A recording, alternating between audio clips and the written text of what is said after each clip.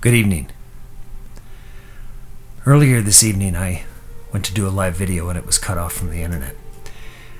And so while I was taking a shower after working very hard today out in the yard and getting things prepared for this trailer here to have water and electricity and sewage and things that were required to run it, I was taking a shower and the Father compelled me to bring you a message that you would think that I've brought you before. Now, I don't know why he's asking me to say this to you. But he says, whatever happens tomorrow, be it seen or unseen, know that my hand is in it. Now, when he says something like this to me,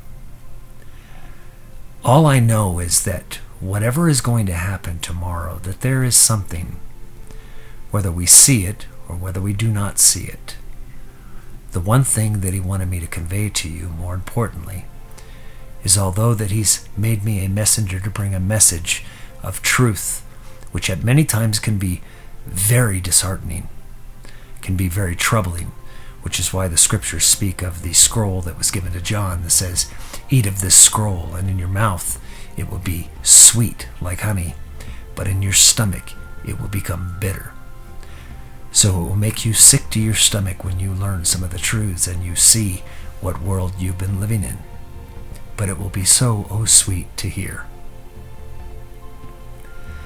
Now, as I've brought you these truths over the past 8 months, and I've conveyed to you some of the hidden mysteries that are within scriptures, and in particular, the words of Christ and who Christ is. Not the man from 2,000 years ago, but Christ within you, waiting for you to take up office.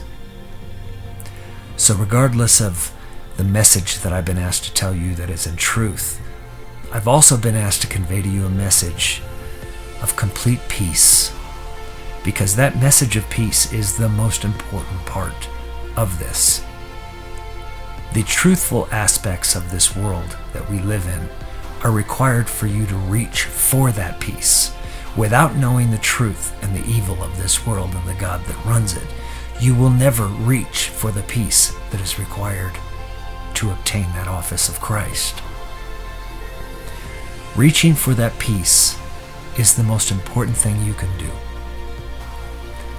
And reaching for that peace requires you to shed this flesh in a way that you didn't imagine that could be done before. Dying to the world and dying to this flesh doesn't mean you have to die in it. In fact, we're required during these times, during these days, we are required to speak these truths, and we are required to stand in the office of Christ and to build the body, which is you, which is me, which is all of us that are in this truth and that have reached for that peace. So regardless of the message of truth that he's asked me to convey, he wants me to emphasize this message of peace. Now, the mere fact that he's asking me and that he's compelling me and pushing me to emphasize this message of peace tells me that there's going to be some very disconcerting things that take place. Now, this may be in the spiritual. This may just be decisions behind the scenes. Just because you don't know that decisions were made and that the world is taking a turn, or that the decisions that make the world take a turn for the worst, doesn't mean that they won't impact you before they've actually happened. Because everything in this world is energy. Everything. You are energy. And energy is neither created nor destroyed. It is only transformed. So he's asking me to bring you a message of transformation, of transfiguration, to begin to transfigure yourself inside and prepare for days of the unexpected. I speak this to you because I'm asked to. I don't hesitate when he tells me to bring you a message. I don't try to feed your ears of the things that you want to hear. I don't do that for myself, so why would I do it for you? I convey to you the things that the Father asks me to convey. And the most important thing that I want you to know is that I love you. And that's why I'm here. I'll talk to you soon.